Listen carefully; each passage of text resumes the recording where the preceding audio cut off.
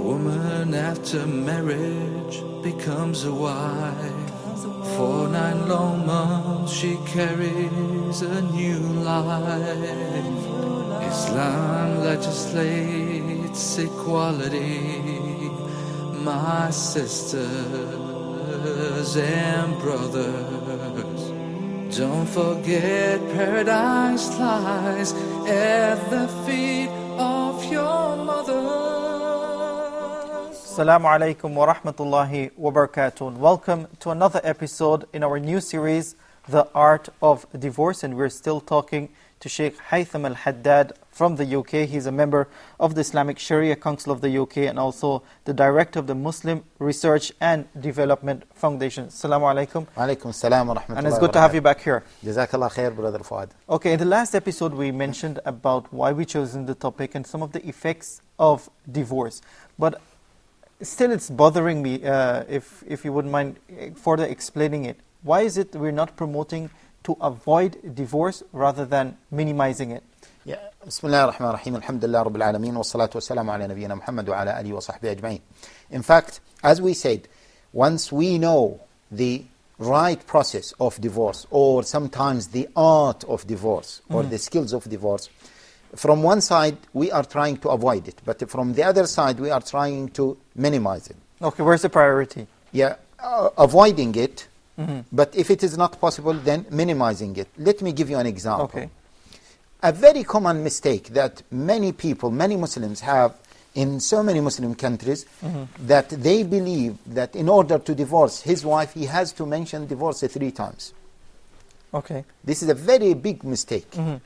Now, if you know the right process, the right procedure of divorce, and you know the sunnah way of divorcing, then what will happen? You will divorce her the first time, then you will wait for the iddah period, as we will explain in more details, and then most likely the husband and wife will reconcile. And then they can live together. They had another chance, and they had the final chance. Yes. But because of the ignorance in terms of how to divorce, many Muslims, they say divorce, divorce, divorce, or you are divorced 3 times.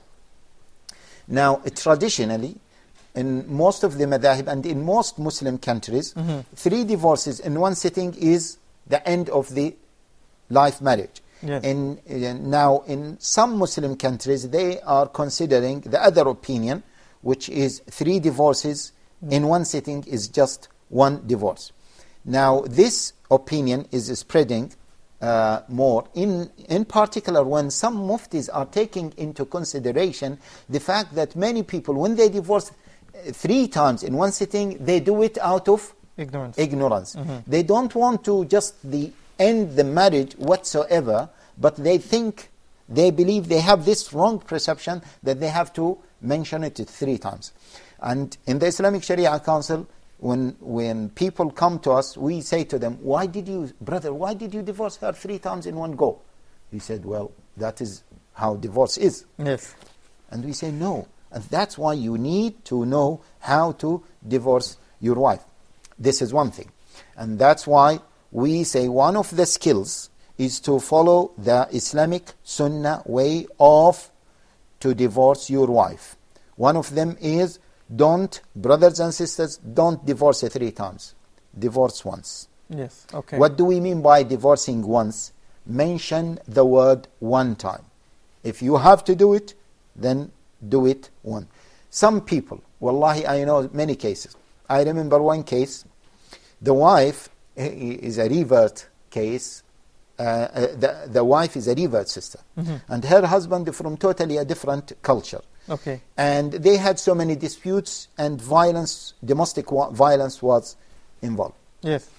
Then the brothers were suggesting that this sister seeking for khul, etc. I said, one again, and this is one of the skills, we will mention it anyway, that the spouses, they should not involve other people except with a mutual agreement.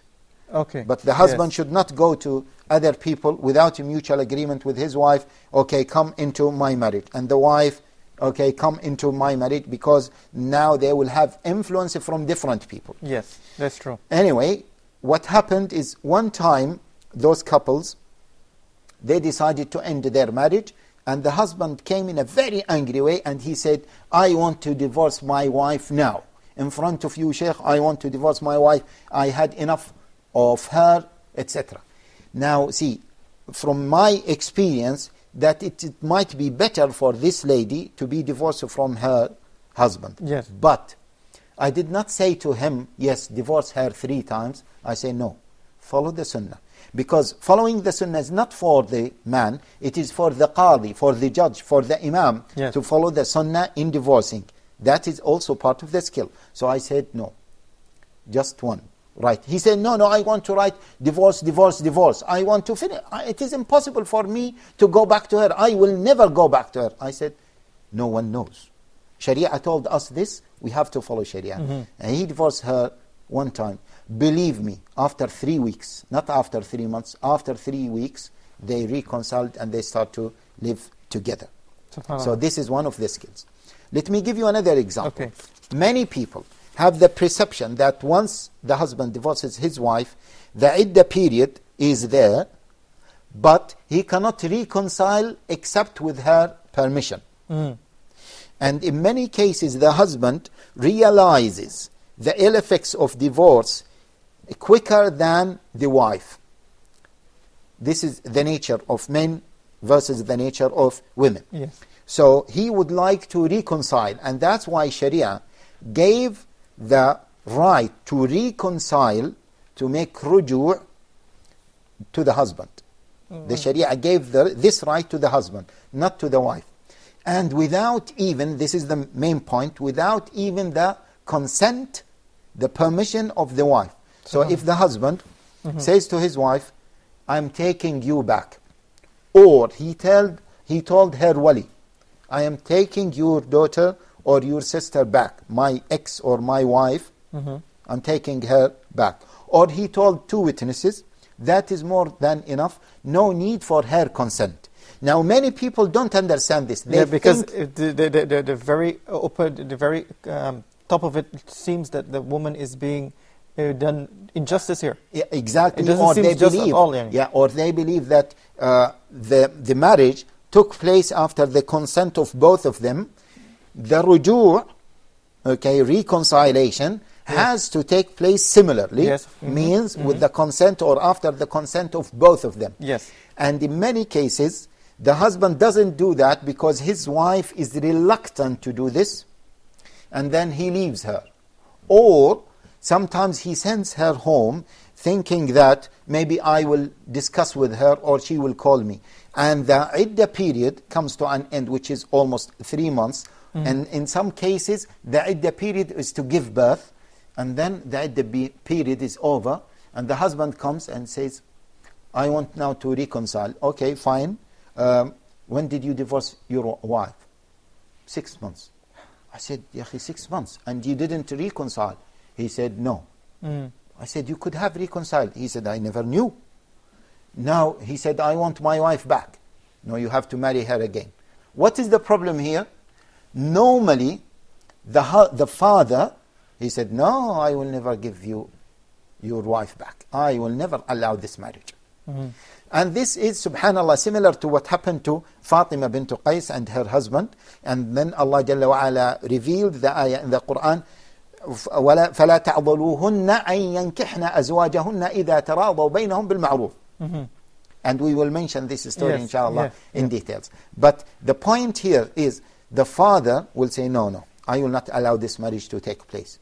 Then the wife has to apply maybe for a changing wali or to convince her father.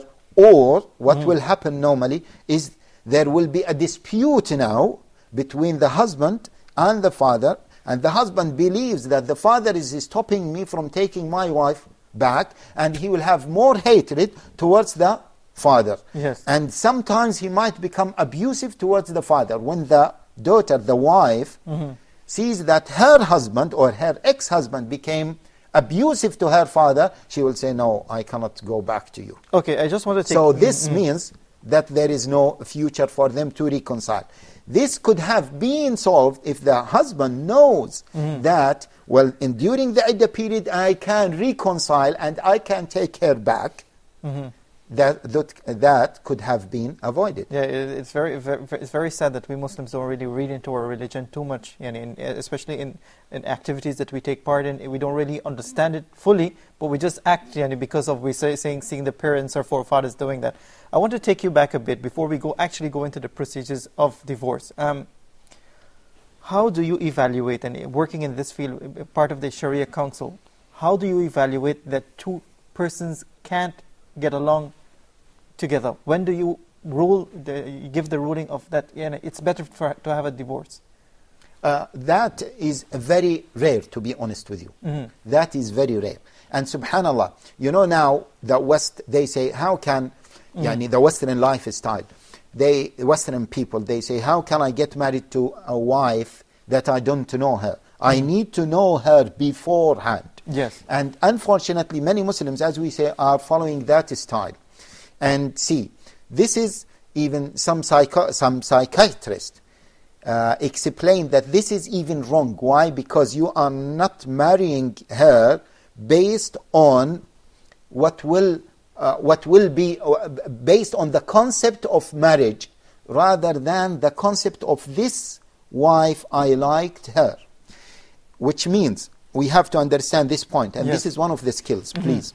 If the people are busy in eating or drinking while listening to this, please, they have to focus on this point. Because normally people ask this question: how can I get married to a wife that I don't know her properly?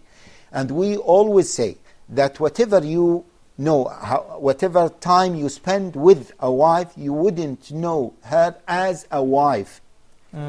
Interesting. Okay? You wouldn't know her as a wife, because how long you spend with her before getting married, even the non-Muslims, aside from taking her as a girlfriend, boyfriend, and this kind of this relationship where they sleep together and then they decide to get married. No, we are talking about Muslims who promote that kind of, they say, free or innocent relationship between marriage.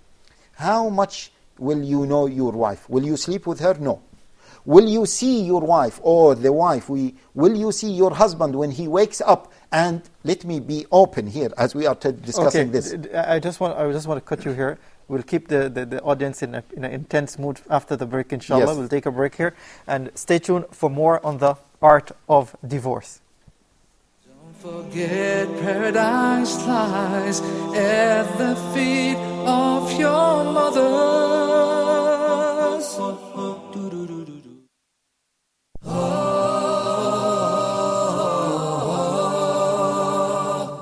Reviewing the second rule of al-mim as-sakina. That is the letter mim. So if the first mim is non-vowel or sakina, followed by a voweled mim, so I will merge the first in the letter and I will pronounce them as one. وَآمَنَهُمْ مِنْ. And we spoke abundantly on the virtues of seeking refuge with Allah from the outcast Satan. Especially for the first reciter, he's got to recite it out loud. وَالسَّمَاءِ ذَاتِ الْبُرُوجِ. أعوذ بالله من الشيطان الرجيم. بسم الله الرحمن الرحيم. فإذا جاءت الصاخة. وَإِذَا النُّفُوسُ زُوِّجَتْ. Make sure it's Dhamma. وَإِذَا النُّفُوسُ. Thank you for joining us. Don't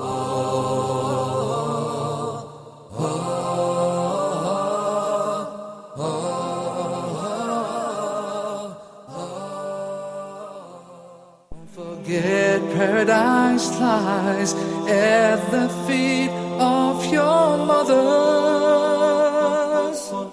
Assalamu alaikum wa rahmatullahi wa barakatuh. Welcome back. You're watching The Art of Divorce, and we're still talking to Sheikh Haitham Al-Haddad.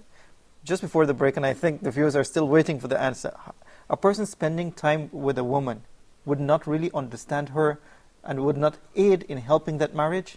Yes. Let me give you the example that I was about to mention before the break. How long a man spends with a wife in order to know her? See, as we said, Muslims, he will not sleep with her. He will not come closer to her when all of times. And in some cases, the husbands are complaining about his wife that when she wakes up, she has a very bad breath. And he said, I didn't know this before marriage. And we say, you will never knew this. You will never know this. How can you know a woman whether she has a bad breath after sleeping? And all of us have this, okay? But in certain circumstances, a woman or a husband might have this problem, this medical problem. How you would know about this? This is one thing. And the other thing is, normally when people meet before marriage, they try to what? Pretend. To show the best of them. And then when they get married, you were not like this before marriage. And in many cases, the sisters are complaining that this husband, I knew him before marriage, and he was much gentle, soft, caring man. And after marriage, all of this disappeared. He used to buy gifts, he used to take me, he used to maybe say a few nice, soft words, romantic words, but now it is totally different. And that's why the marriage, and this is one of the skills that we need to learn. I am getting married because of the concept of marriage, not because of this particular lady. I know that might be a reason that you want to get married to this particular lady, but that should not overcome the main intention, which is what? To get married because of marriage itself. Because of iffah, chastity, because of producing children. These are the two main aims. And once the person has these two aims as the main aims for marriage with this lady, then most likely the marriage will be successful. And from experience as well, from many cases that came to the Islamic Sharia Council, many of those young couples who get married after love or after a period of time, they end up in a very quick divorce. Because the expectations that everyone had before marriage all collapsed after marriage. So once we know the right procedure of divorce and the right and the purpose of marriage and the purpose of divorce, we will be able to do divorce properly, so it will minimize the consequences or the possibility of divorce. I gave you the example of people leaving the iddah period without reconciliation, and after the iddah period, it will be difficult for them to get married to their ex-wives because of maybe the social pressure from the father or from the brother. This is an interesting point that you've mentioned, that if one really understands the concept before marriage, it's really a minimizing concept towards a divorce. Okay, I just want to bring you back again to what we're talking about, divorce. And from your experience in the UK, in Western countries, what are some of the main causes of divorce? And when do you give the ruling that it's better for the couple to be separated? Because someone looking at the program right now, Sheikh, would agree that the Sheikh is speaking, it's just divorce. Divorce is not really that big thing. You understand what I'm saying? No, you mean that they might take the impression that we are encouraging divorce. Yes. No, we are not encouraging divorce. That has to be clear. We are encouraging people to study and to know the right process of divorce. And as I said, because if you don't know the right process of divorce, then what will happen? You might divorce her 3 times, and that might cause problems, as we have explained. You might divorce her, but you don't know how can you take her back because you haven't studied. Okay, let me put it another way as well. Why is it that we have the word divorce in Islam rather than not making it work? How much effort should one exert towards making the marriage work, then turning to divorce? How much importance we put towards that working together? The original principle is that both spouses have to put an effort to make the marriage working. But in some circumstances, as we have explained, for medical reasons, for social reasons, for cultural reasons, for other reasons, maybe divorce can be the solution. And again, why do we need to understand the divorce process? Because I highlighted on a point which we said that we will explain more about it, that divorce is not the end of the life. And please, brothers and sisters, don't think that divorce is the end of your life. And this is one of the skills of divorce. This is part of the art of divorce. Don't think that the woman I divorced, I start to hate her, she becomes my enemy. And please, sister, if you've been divorced by your husband, or you are about to go through this, put in your mind that he will not become my enemy. In one of the very common mistakes that many people are having, and that's why they don't reconcile, that both spouses think the other side is his what? His enemy. SubhanAllah. And let me tell you this. See, if we know the right process, that there is one chance, the second chance, and the third chance. Now, if the husband decided to divorce his wife, the first chance, now if he has this idea that she will not become my enemy, she is still my sister in Islam, and she will have the same idea that he is still my brother in Islam, he is not my enemy, this will help them to reconcile after the first divorce. SubhanAllah. But if he divorced her in a very bad term, and he started to believe that she is my enemy, I hate her, and I will do my best in order to cause the biggest harm for her, and she does the same thing, then do you think that they will reconcile easily? Of course not. See, this is one of the skills. See, and if we have this, so maybe the divorce takes place, but there is a bigger chance for them to live in harmony again, or to reconcile. Okay. Let me ask this as well, because I'm sure the viewers, many thoughts are going out, because this is a very new topic for television, that we're talking about the art of divorce. The person who divorces, the spouse who divorces, is that spouse a sinner? It depends on the situation. In some cases, yes, he is a sinner if he wants to cause harm for the woman. In some other cases, as we said in the hadith, that the three people, their dua will not be accepted. One of them is the person who has a wife with very bad character and he doesn't divorce her. In that case, if he keeps her, he might be a sinner. So it depends on the case. But my point, maybe you have asked this question back to the point that we said that divorce, brothers and sisters, is not the end of life. Believe me, okay? And please, let us put that in mind. We suffer from this. And wallahi, the children suffer from this. We have so many cases where the husband got married to his cousin. Yeah? The first cousin. And because of divorce was not done according to Islam, and everyone was looking at the other side as the enemy, the two families who are what? Relatives, they became enemies. And the husband, I had the recent case that I had, the husband, he never spoke to his auntie, because she's the mother of his ex-wife for maybe 3-4 years. His auntie doesn't want to speak to him after he divorced her daughter. Now, had we know that the divorce is a solution for some problems, and had we know that or had we applied or implement the correct procedure of divorce, then the husband might talk to his wife, see, we cannot continue in our relationship. I love you as my sister, and you should appreciate this. Maybe we have children, let us help each other to raise our children, although we cannot live under one roof.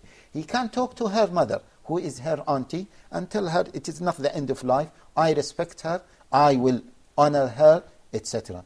Then, at least, the Salat al-Rahim, the right of kinship, will be maintained even after divorce. Not only this, the children, what are they going to say about mom and dad? If the children will go to mom and she says to him, your father is the most evil person in the world. Because now she feels that he's what? Her ex-husband is what? Her enemy. Enemy, yes. So will she say good thing about her ex-husband? No. And the husband, he will say to his children the same thing. Your mother was an evil. I have cases, wallahi.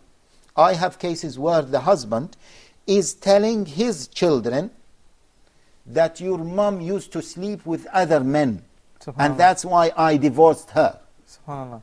And then the children, of course, some of them are innocent. They will go back to the mother and will say, Mom, is that true? And she said, what? Your dad is accusing me of this? Don't you know that his mother used to do this with other men? Don't you do that he was bringing other women to sleep in my home? And then it will become really a big problem. Had we know that divorce is not the end of this life, and we have maybe we decided that we cannot live together as a husband and wife, then okay, still we must protect the honor of each other, and most importantly the honor of our children. And let us remember that they are our responsibility. كلكم راع وكلكم مسؤول عن رعيته, as the Prophet ﷺ said. Every one of you is like a shepherd, and every one of you is going to be held accountable at the day of resurrection about his flock. So that is also among the skills that we need to know about divorce. Sheikh Haitham Al-Haddad, and every time we complete an episode, I've learned so much from you, and I'm sure the viewers are of the same opinion that it's very technical and it's very clear the way Islam not promotes divorce, but promotes the protection of both parties. Jazakallah. Through the correct process of divorce. Jazakallah khair. That's Sheikh Haitham Al-Haddad there from the UK, and continue to watch us as we continue in the series, The Art of Divorce. I leave you with Assalamu alaikum wa rahmatullahi wa barakatuh. Woman's status in Islam, we should never neglect. They are favored and deserve their respect. They can pray at the mosque or even at home. They may marry or divorce, it's a choice of their own. A woman after marriage becomes a wife. For 9 long months she carries a new life. Islam legislates equality. My sisters and brothers, don't forget paradise lies at the feet of your mothers. Righteous women can lead a happily married life. The best men are those who are best to their wives.